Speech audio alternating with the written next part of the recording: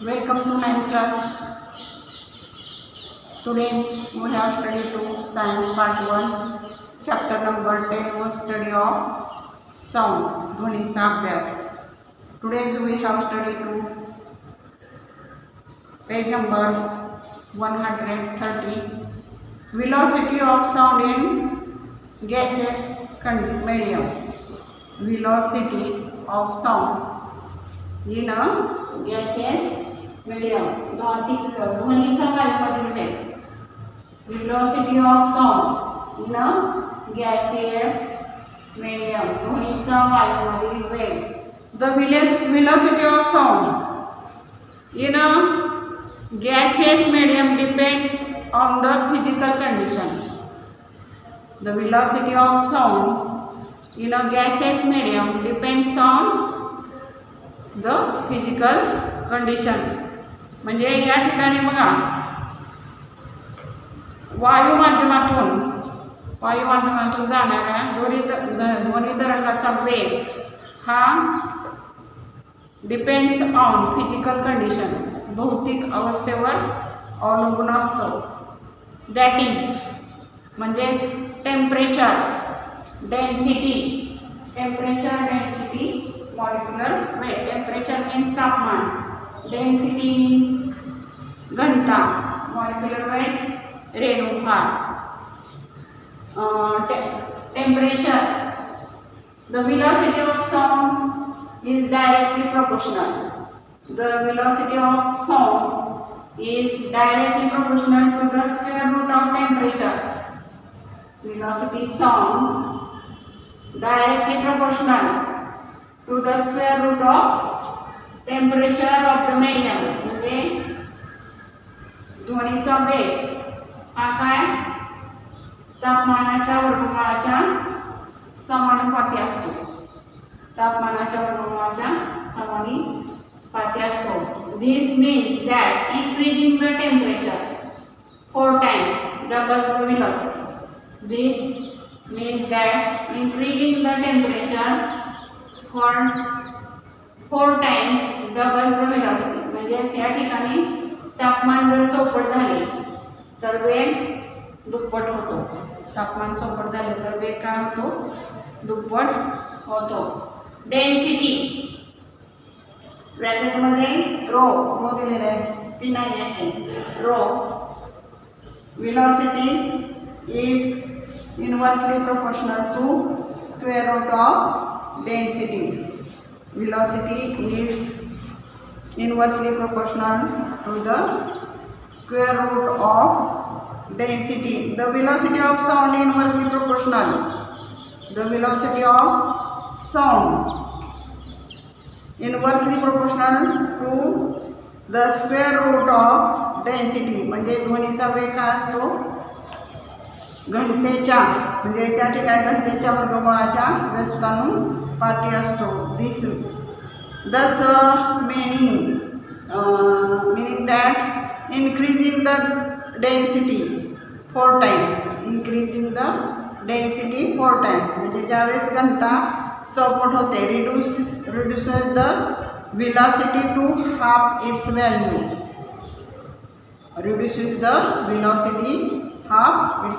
म्हणजे ज्यावेळेस घनता चौपट होते त्यावेळेस वेग काय असतो?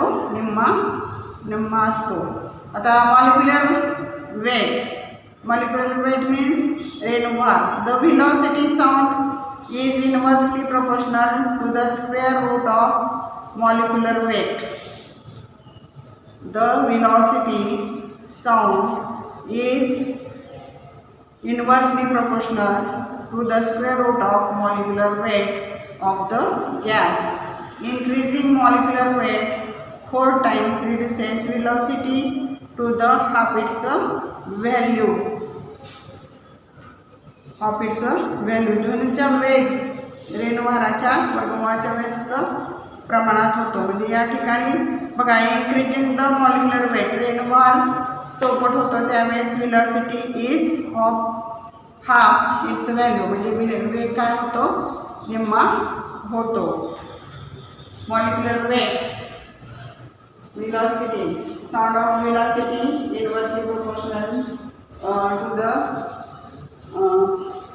square root of molecular weight. Next point, audible, infra and ultrasound. Next point, audible, infra and ultrasound. Audible means shravya.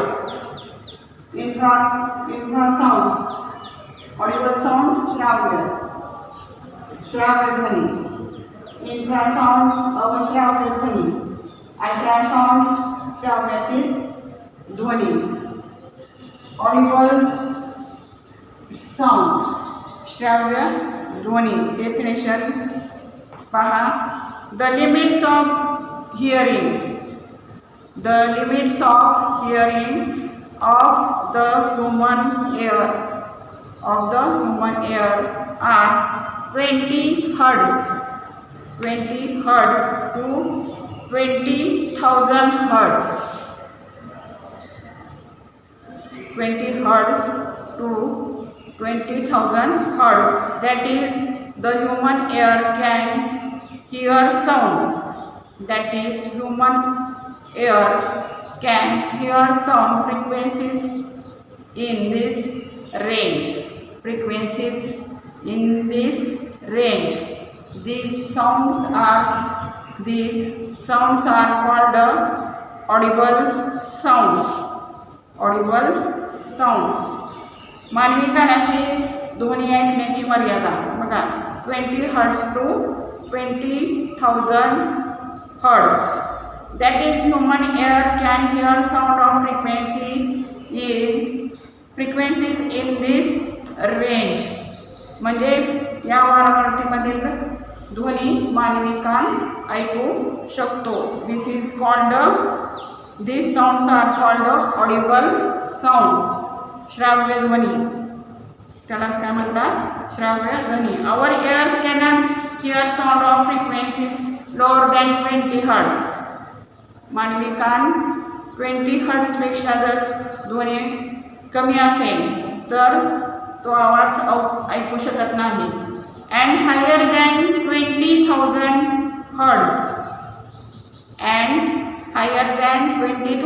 Hz. Sound with, म्हणजे या ठिकाणी 20,000 याच्यापेक्षा जर आवाज जास्त असेल तो सुद्धा आवाज मानवी कान ऐकू शकत नाहीत.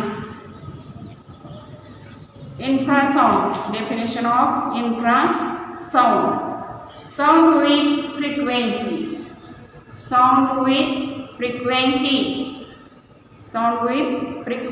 smaller than 20 Hz.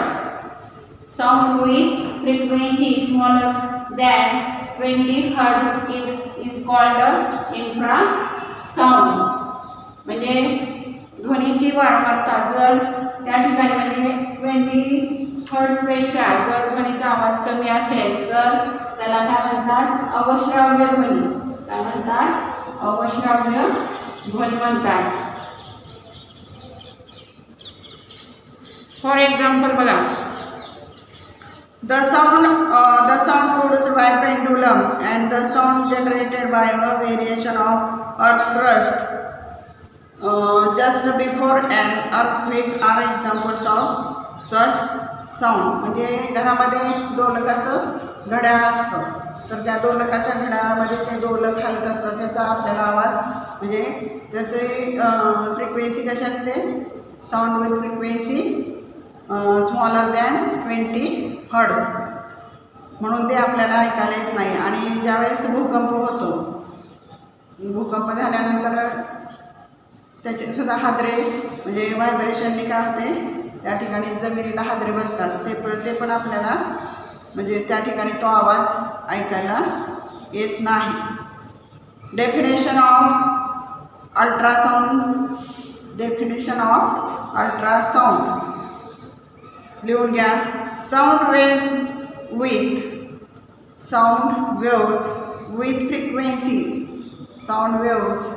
with frequency greater than 20 kilohertz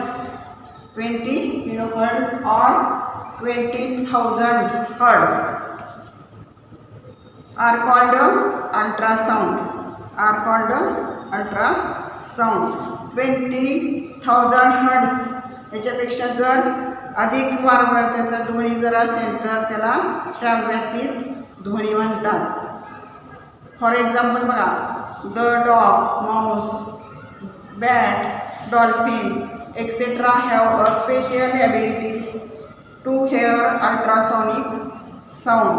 म्हणजे या ठिकाणी बघा, कुत्रा, उंदीर, वटवाघूळ हे जे प्राणी आहेत ते म्हणजे 20,000 हर्ट्जपेक्षा जास्त आवाज असेल तर ते ऐकू शकतात. दस they can sense same noise which are inaudible to us.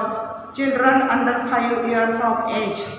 Some creatures and insects can hear waves with frequency up to 25 kilohertz.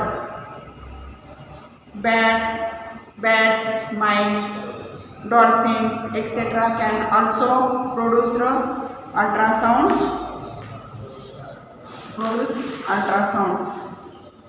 म्हणजे 5 वर्षाखाली लहान मुलं सुद्धा बघ, काही 5 वर्षाखाली लहान मुलं, काही प्राणी, कीटक हे काय करतात, 25,000 हर्ट्ज याच्यापेक्षा पर्यंतचा ध्वनी ऐकू शकतात. आणि डॉल्फिन्स, वटवाघूळ, उंदीर वगैरे प्राणी श्राव्यातीत ध्वनी निर्माण करू शकतात. ब्रॅकेटमध्ये दिलेलं आहे बघा, a peep into the past, page number 130. A peep into the past हा अभ्यासक्रमातून कमी केलेला आहे. व्हिडिओ सगळ्यांनी पहा, डेफिनेशन देऊन काढा. काय अडचण असेल तर फोन करा. व्हिडिओ सगळ्यांनी पाहायचा आहे, अभ्यास ग्रुपवर पाठवायचा आहे. थँक्यू.